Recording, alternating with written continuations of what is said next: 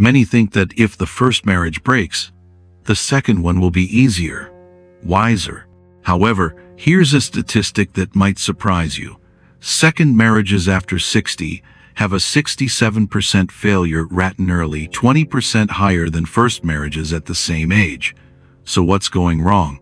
Why seniors over 60 who've learned from their mistakes, who know themselves better, and who have fewer illusions about love failing at marriage more often than couples half their age attempting it for the first time? Hi, it's Vernon again. Today, I want to share 4 critical reasons why second marriages struggle after 60, reasons that most couples never see coming, because they're hidden beneath the very strengths we think will guarantee our success. Pay particular attention to the third reason I'll share, because it involves a financial decision that seems practical and loving, but actually plants the seeds of resentment that can destroy even the strongest second marriage. Make sure to subscribe to my channel and hit the notification bell so you can reflect on these insights daily and learn more about making relationships work after 60. Also, save this video for later so you can revisit and reflect on these valuable insights when you need them most. Now, let's dive into the first reason why second marriages after 60 are more likely to fail. Reason number 1. The ghost of perfect memory. When a second marriage takes place after 60, there's often an invisible yet powerful force that lingers, what I call the ghost of perfect memory. Many people enter their second marriage with memories of their first one still vivid, often idealizing parts of the relationship that were once cherished. These memories, while naturally comforting, can distort the reality of what the marriage actually was. What makes the ghost of perfect memory so dangerous? After we lose a spouse to death, our memories of them tend to crystallize at their best moments. We remember the loving gestures, the inside jokes, the way they made us feel cherished. We forget the arguments, the bad moods, the everyday frustrations that are part of any real relationship. The challenge comes when these idealized memories, especially the things that went well, become the benchmark you use to evaluate your new marriage. When things don't align with those memories, it can create a false sense of disappointment or frustration, which may go unnoticed and unspoken.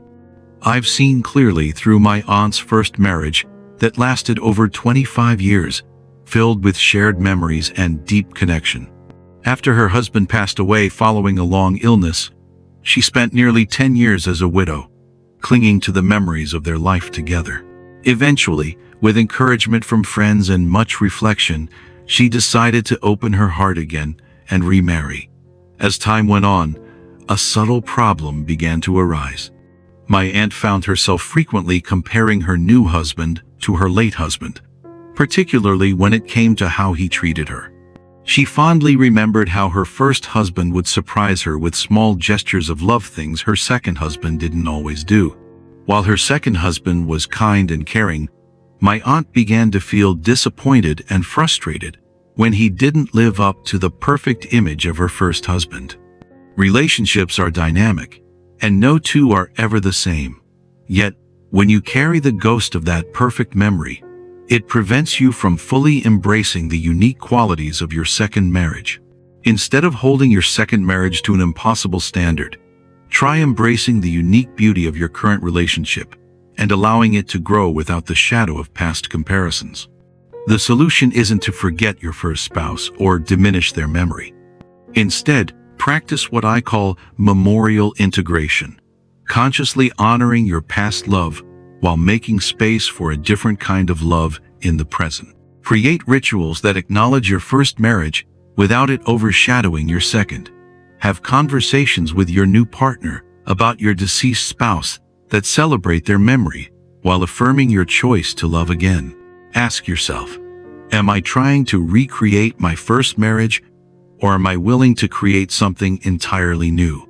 This question connects directly to the complex dynamics we'll explore next, because trying to recreate the past becomes even more complicated when children and grandchildren are involved. Reason number 2. The blended family battlefield. Building on what we discovered about the ghost of perfect memory, there's another layer of complexity that most couples entering second marriages after 60 severely underestimate.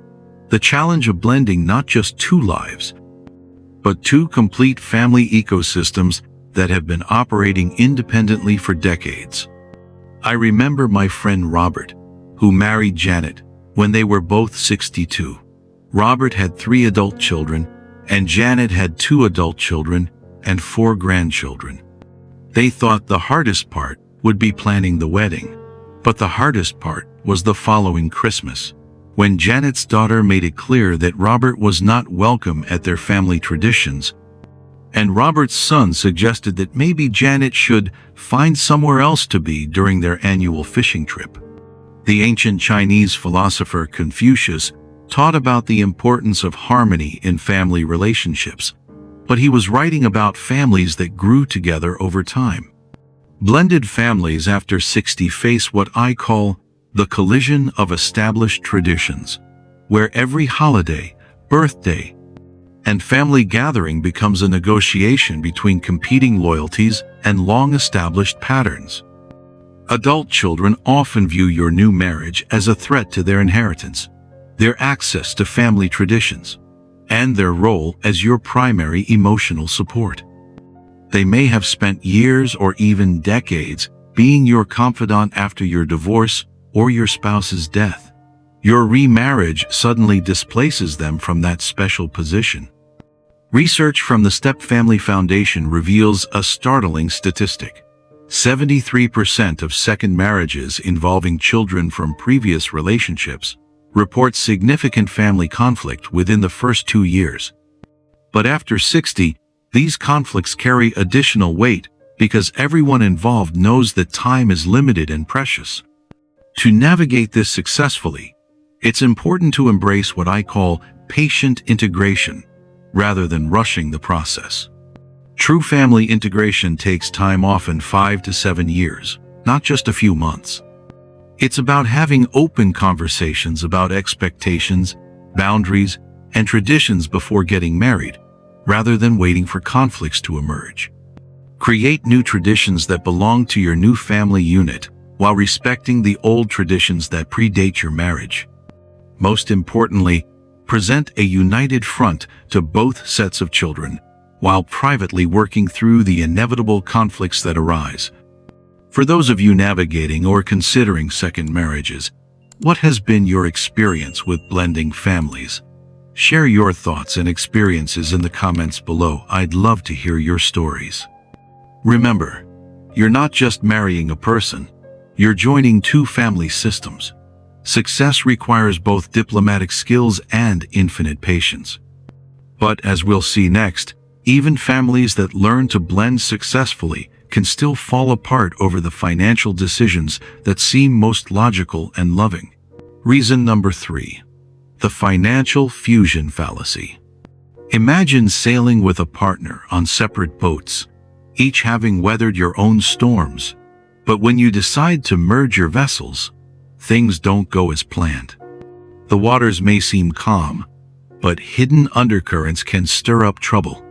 Without clear communication about direction, speed, and roles, the merge can cause turbulence, threatening to capsize the relationship. In second marriages after 60, merging finances can be just as complicated. What seems like a natural act of love combining assets, debts, and responsibilities can actually lead to unexpected conflict and resentment. The financial fusion fallacy is a subtle yet powerful force that can destabilize relationships if not handled properly, especially when partners bring different financial histories and emotional ties to the table. You may know Goldie Hawn and Kurt Russell. While they have been together for decades, they chose not to marry.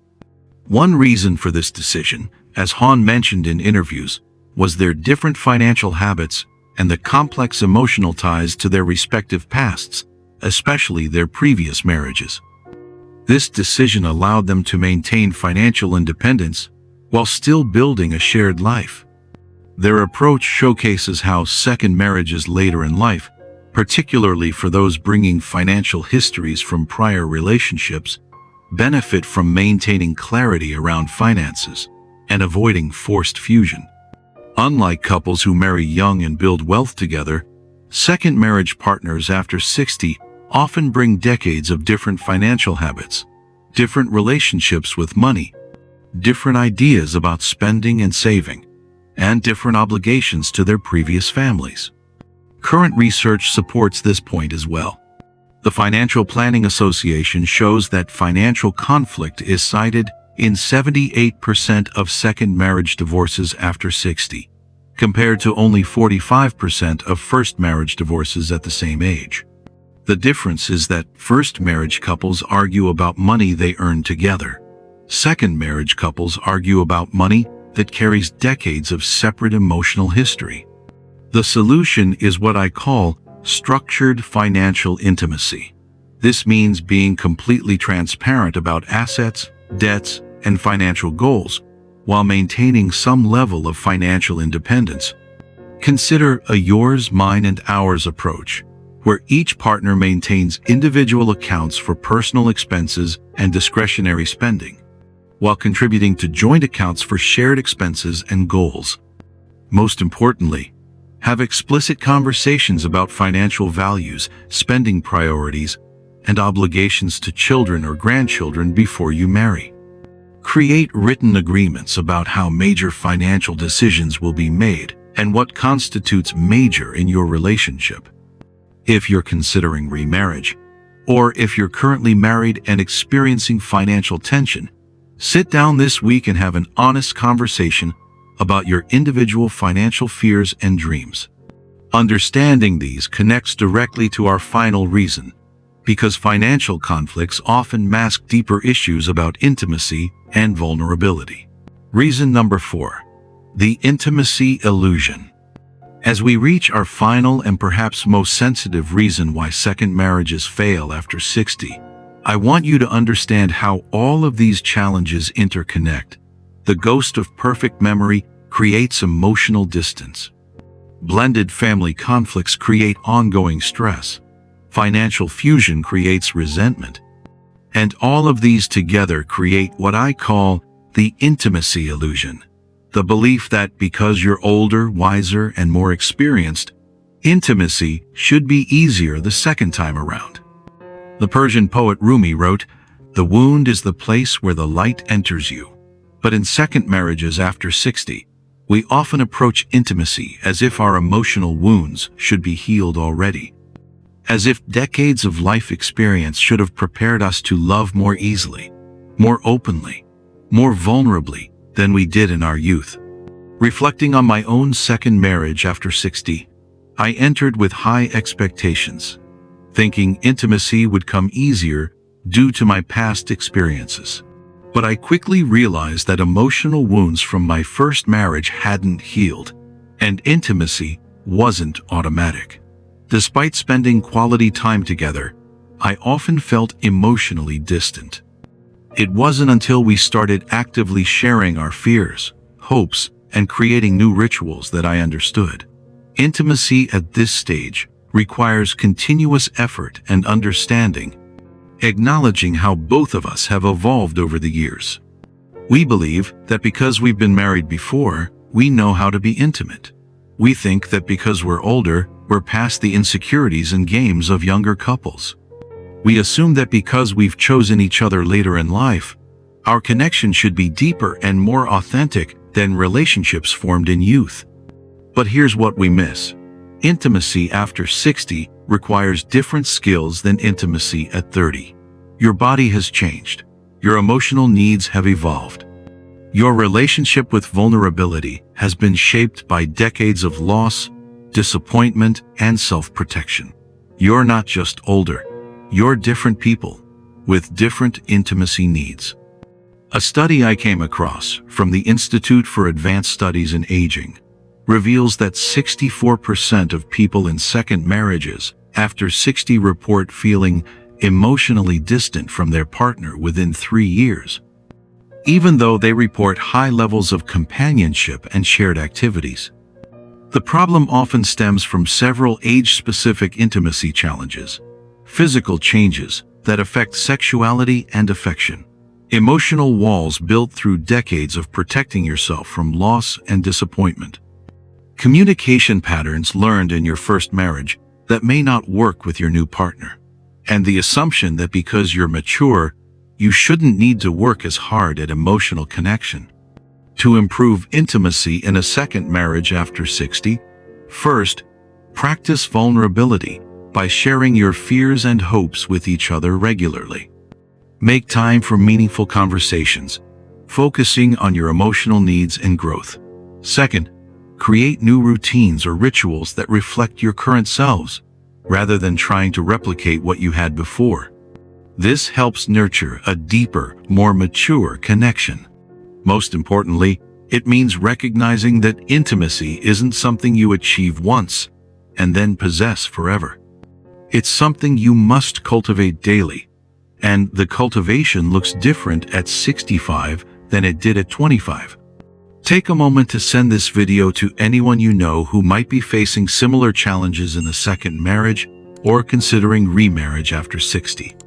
This might be the insight they need to help navigate the complexities of love, intimacy, and connection in later life. I encourage you to try this. Each week, share one fear and one hope with your partner. Ask them to do the same. Create rituals of connection that acknowledge who you are now, not who you were in your first marriage. Because true intimacy after 60 isn't about recapturing young passion. It's about creating a mature connection that honors both your experience and your continued capacity for growth. Conclusion. Let me bring all of this together for you with a truth that might challenge everything you thought you knew about love after 60. We've explored 4 critical reasons why second marriages fail after 60. The ghost of perfect memory that makes new love compete with idealized past love. The blended family battlefield where adult children and established traditions collide. The financial fusion fallacy that turns money into emotional warfare. And the intimacy illusion that assumes wisdom automatically creates connection. Success in remarrying after 60 isn't about avoiding these 4 challenges. It's about navigating them consciously. It's about honoring your first marriage while creating space for your second. It's about blending families slowly and diplomatically, rather than forcing immediate integration. It's about managing money in ways that respect both unity and independence. And it's about building intimacy that acknowledges who you are now, not who you were decades ago. What I wish someone had told me about second marriages after 60 is that they're not easier than first marriages, they're different. They don't succeed because you're older and wiser. They succeed because you're willing to apply that wisdom to the unique challenges of loving someone new while carrying the beautiful burden of a full life already lived. If you're currently in a second marriage that's struggling, identify which of these 4 reasons resonates most strongly with your experience and address that area first. If you're considering remarriage after 60, check out my previous video, Remarrying After 60? 5 Truths You Must Know Before Saying I Do Again, to explore 5 essential truths to help you make the best decision for yourself. You can find the link in the description below. Please share this with someone who's considering remarriage or struggling in a second marriage. Sometimes, the most loving gift we can give is honest preparation for the challenges ahead. Don't forget to like, comment, and subscribe to my channel for more insightful content on navigating relationships and embracing life after 60. Thank you for joining me today.